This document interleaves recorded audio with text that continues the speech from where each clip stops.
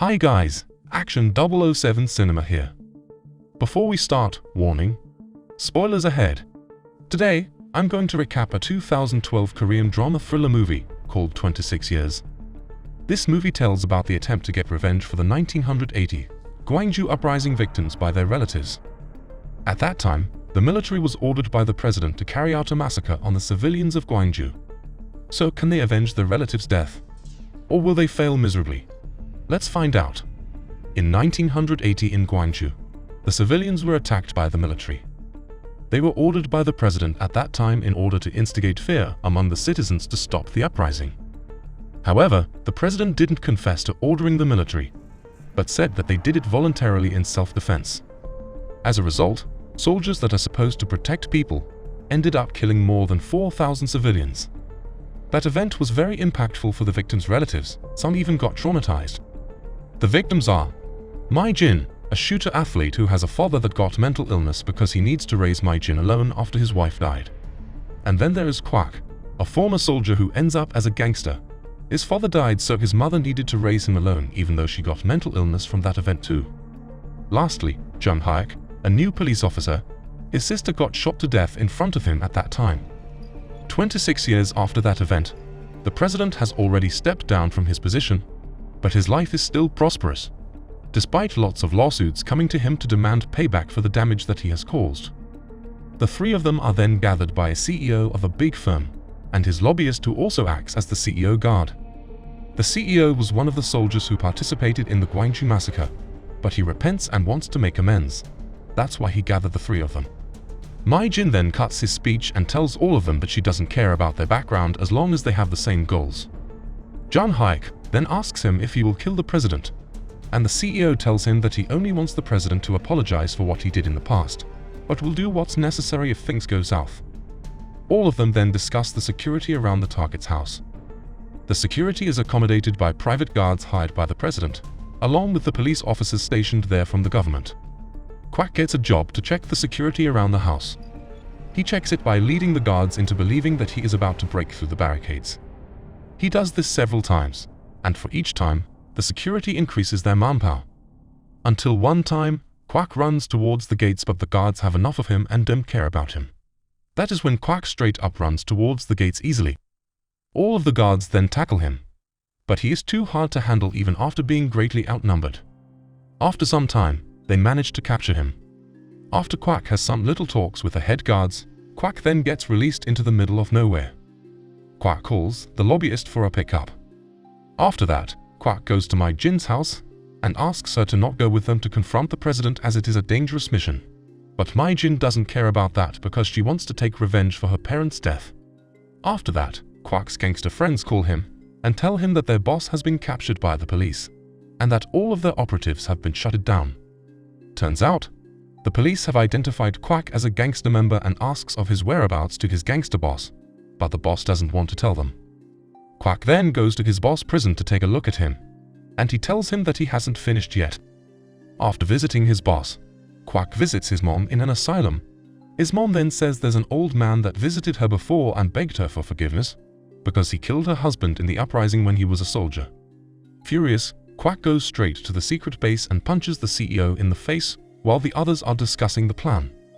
The CEO then tells him to strengthen his determination because he has given this group a chance to take revenge on the man behind all of this. Mi-jin then goes outside of the base followed by Jung-hyuk. Mi-jin tells Jung-hyuk this plan will take too long to be executed, so she asks him for assistance to execute her own plan, which Jung-hyuk denies by saying that his goal is not killing the president but makes him repent from his doings. But Mi-jin says they have given him enough chances to repent in the past decades. So Jung-hyuk has no other choice but to follow Mi-jin's orders. He's told by Mi-jin to stall the president's car for 5 seconds with his remote traffic control. But Jung-hyuk still hesitates about her plan, so he calls the lobbyist for backup. After hearing this, Kwak then runs into the scene worrying about Mi-jin's safety. The president's car then drives by the intersection. Unfortunately, Jung-hyuk's boss comes and asks Jung-hyuk why he is on voluntary duty. Jung-hyuk is nervous while talking to his boss because he is afraid of being found out. He fails to do what Mi-jin has asked. But Mi-jin doesn't want to wait any longer. She takes out her air pressure rifle and shoots at the president's car. Unfortunately, the glass is bulletproof, so Mai Jin's bullet can't penetrate it. The president's car then crashes into the other cars. Mai Jin realizes her gun is too weak for the job, but she insists on shooting him. When she is ready to pull the trigger, the gun explodes because there is too much pressure inside it, causing her hand to get wounded in the process.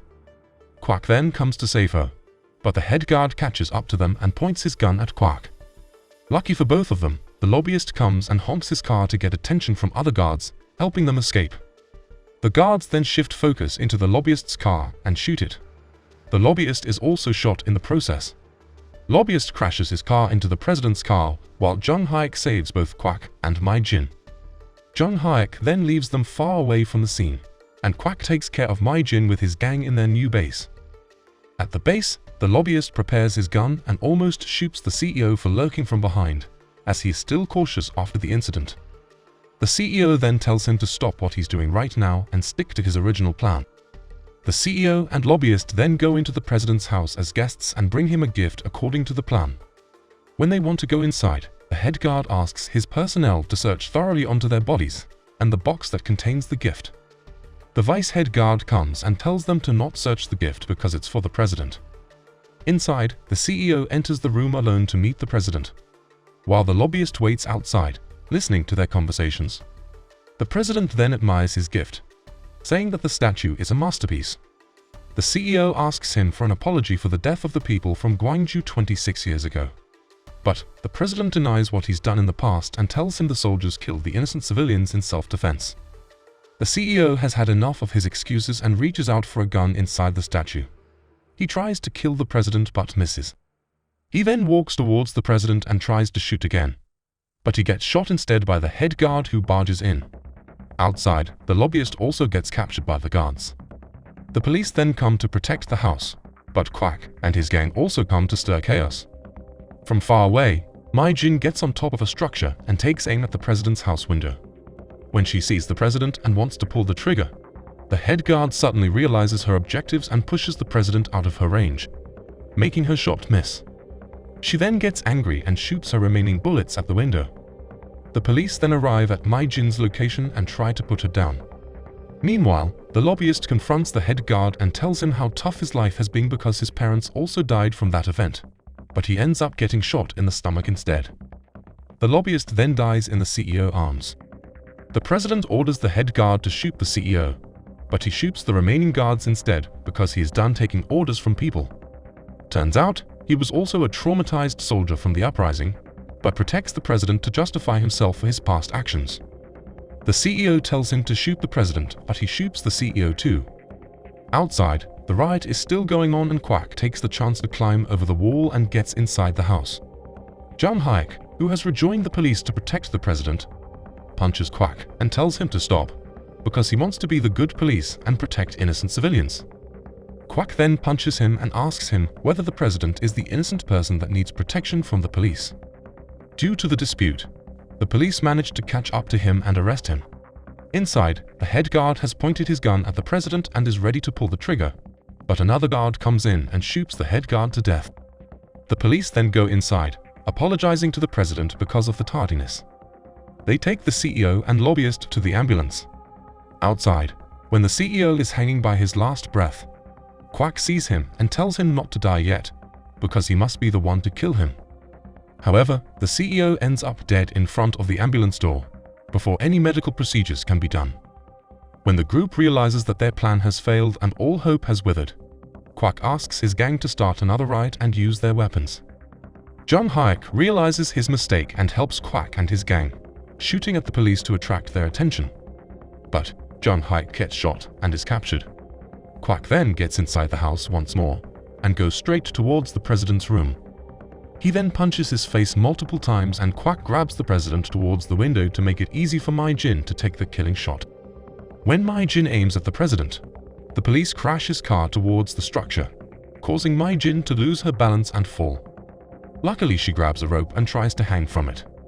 Meanwhile, Quack is still grabbing the president. The bodyguard realizes what he's doing and shoots him in the back. Quack's gang sees this and punches the bodyguard to let him finish his job. Quack, with his last strength, holds onto the president and tells Mai Jin to take the shot so they can avenge their family and live happily ever after. Without wasting any time, Mai Jin tries to get on top of the structure again and aim her weapon towards the president. Seeing this, the head police officer doesn't want to lose his job, so he grabs a gun and goes to another structure, shooting warning shots and tells Mai Jin to stop. Kwak then tells her to hurry up. Then the shot is fired. As time passes, Jun Hyuk still keeps his job as a police officer. He salutes the incoming car, and from his facial expression, we can tell who's in the car. It is so sad to admit that the world is so unfair to some people, especially as this movie is inspired by a true story in South Korea. Do you think the president deserves a more bitter ending? Let us know what you think in the comment section below. Don't forget to subscribe and like the video. Thank you for watching, and as always, see you next time.